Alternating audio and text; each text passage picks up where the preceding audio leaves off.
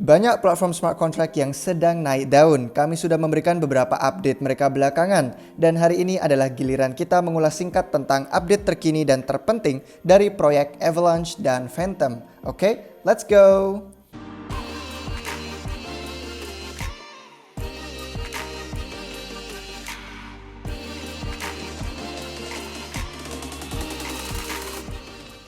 Hai guys, selamat datang kembali di Republik Rupiah. Jika kalian baru di sini dan belum tahu, kami bukan penasihat keuangan. Kami hanya sekelompok peneliti dan investor yang punya passion untuk finance dan crypto. Jadi anggap informasi yang kami berikan hanya sebagai edukasi semata.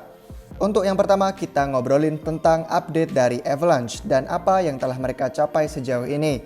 Pertama ada Pangolin yang bermitra dengan Olympus menjadi DEX pertama yang meluncurkan program bonding. Pangolin adalah bursa desentral atau DEX yang berjalan di Avalanche menggunakan model AMM yang sama dengan Uniswap dengan fitur token tata kelola yang disebut PNG yang sepenuhnya terdistribusi ke komunitas dan mampu memperdagangkan semua token yang terbit di Ethereum dan Avalanche. Pangolin telah mengumumkan kemitraan formal dengan Olympus untuk menciptakan program yang unik tentang bonding dan dorongan marketing bersama. Kemitraan dengan pasar Olympus Pro berarti Pangolin adalah DEX pertama di Avalanche yang menjalankan program bonding, jadi bisa memiliki likuiditasnya sendiri di pasar-pasar yang utama. Bonding itu memberi cara bagi pengguna untuk menukar token penyedia likuiditas atau biasa kita sebut bahasa Inggrisnya LP dengan token Pangolin atau PNG pada harga yang diskon. Karena Pangolin tidak pernah menjual token ini, ia memastikan likuiditas tetap terkunci di dalam perbendaharaannya. Melalui proses ini, Pangolin tidak bergantung pada pelaku yield farming saja yang seringkali tujuan mereka tidak selaras dengan protokol. Sebagai gantinya, Pangolin mampu berumur panjang dengan token utama di platformnya, memastikan likuiditas permanen, dan memberikan keamanan tambahan untuk basis penggunanya. Manfaat tambahan termasuk volatilitas berkurang, meminimalkan risiko bagi pengguna, dan pendapatan meningkat secara jangka panjang untuk Pangolin yang mengarah semuanya kepada percepatan inovasi. Selanjutnya ada kabar soal dana 200 juta dolar Avalanche untuk memikat pengembang kripto.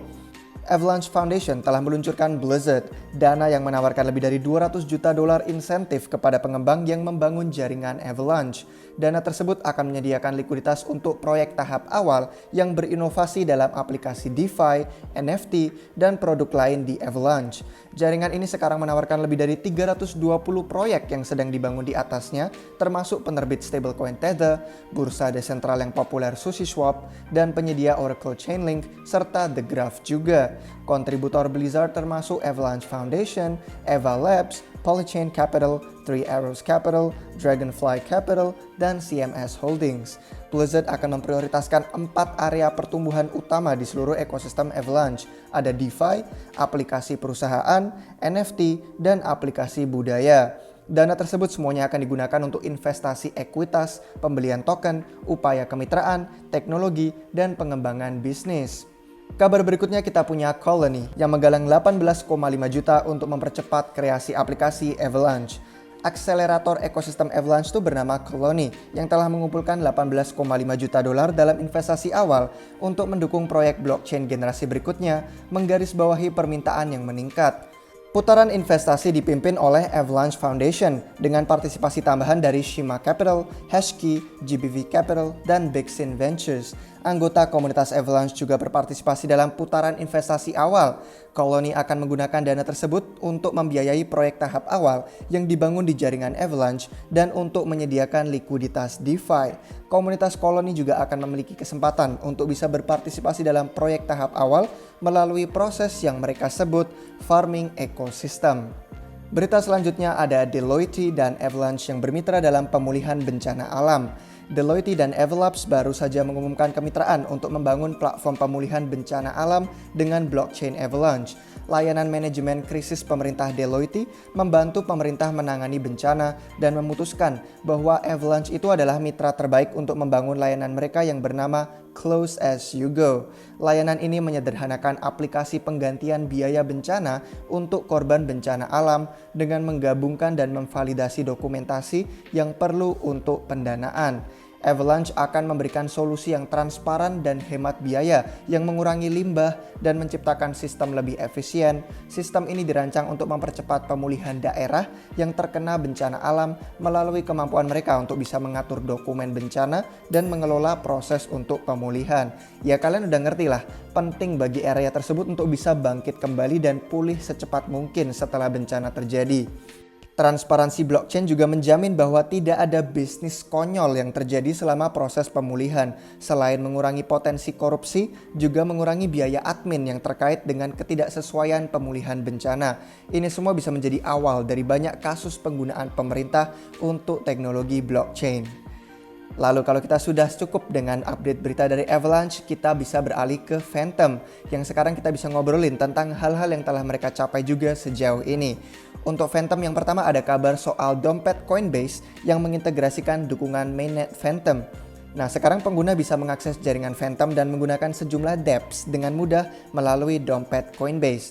Dengan kemudahan pengguna yang meningkat, lebih banyak pengguna akan masuk ke Phantom untuk kecepatan transaksi yang cepat dan biaya yang rendah. Lebih dari 1 juta pengguna dompet Coinbase akan bisa mengirim dan staking Phantom atau berpartisipasi di DeFi Phantom. Lalu kabar berikutnya ada Authion, loka pasar NFT Phantom yang mulai hidup. Nah, sekarang pengguna bisa mencetak, berdagang, dan mengoleksi barang-barang NFT dengan biaya yang rendah dan finalitas hampir instan.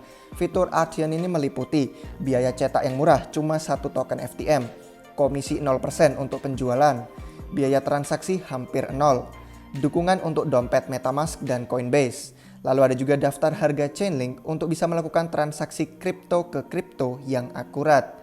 Sumber kode Authion itu terbuka penuh bagi pengembang lain untuk dengan mudah membangun di atasnya atau jika mereka mau melakukan fork. Rilisan Authion yang berikutnya akan menambahkan versi jembatan NFT bawaan milik AnySwap yang bisa menghubungkan interoperabilitas dengan Ethereum, menjadikan Authion sebagai loka pasar NFT yang hidup secara lintas chain. Berikutnya juga ada konferensi pengembang Phantom pertama. Keynote Limited mempersembahkan Phantom Developer Conference dari tanggal 25 sampai 29 Oktober 2021. Nah, acara yang sudah berlalu 5 hari itu berlangsung di Emirates Palace di Abu Dhabi, Uni Emirat Arab, dan secara online juga ada. Minggu ini penuh dengan pembicaraan yang hebat, presentasi, loka karya pengembang, presentasi studi khusus, dan acara-acara yang keren lainnya. Terus yang berbicara juga banyak orang yang berpengaruh di industri kripto. Pembicaranya termasuk ada Andre Cronje, ada Harriet yang dari Quantum Fintech Group, dan ada anggota tim Phantom, serta banyak tamu-tamu luar biasa lainnya. Selain itu, ada juga Yearn Finance yang sudah mulai hidup di Phantom. Pengguna sekarang dapat memperoleh yield atau imbal hasil menggunakan agregator paling terkenal dan paling pertama, Yearn Finance. Brankas pertama terbuka untuk deposit token yang berasal dari turunan token Phantom, token USDC, token DAI, dan juga meme. Plus ada juga Iron Bank, yaitu produk pinjaman yang dibuat dalam kemitraan antara Cream dan Yearn yang juga diluncurkan di jaringan Phantom. Lalu terakhir, ada program insentif 370 juta token Phantom yang mulai hidup dan diperluas. Phantom Foundation memberikan 370 juta token Phantom sebagai insentif untuk menumbuhkan TVL di ekosistem Phantom. Bagusnya semua token FTM ini daripada langsung memberi insentif kepada pengguna yang seringkali cuma punya efek jangka pendek, Phantom malah memberi imbalan kepada pembangun berdasarkan TVL dari protokol yang mereka bangun. Phantom itu percaya pembangun adalah orang terbaik untuk menilai bagaimana dana itu seharusnya dialokasikan. Tentu aja mereka bebas menggunakan dana sesuka mereka untuk merekrut pengembang baru, untuk menjalankan kampanye pemasaran, atau memberikan hadiah kepada pengguna seperti yang sudah dilakukan oleh Curve Finance. Program ini semuanya diumumkan pada 6 September lalu, tapi sudah diperbarui dan sudah semakin diperluas untuk bisa mencakup semua jenis proyek, termasuk proyek game blockchain dan yang sudah dibangun di Opera juga.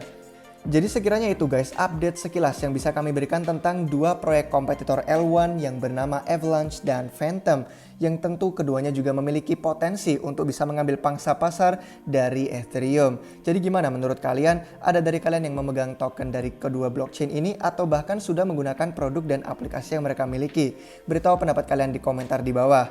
Jangan lupa juga untuk subscribe dan like video ini jika kalian suka, biar kalian gak ketinggalan video terbaru apapun dari kami.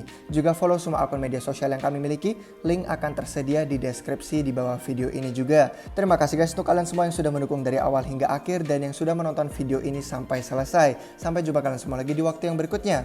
Cheers!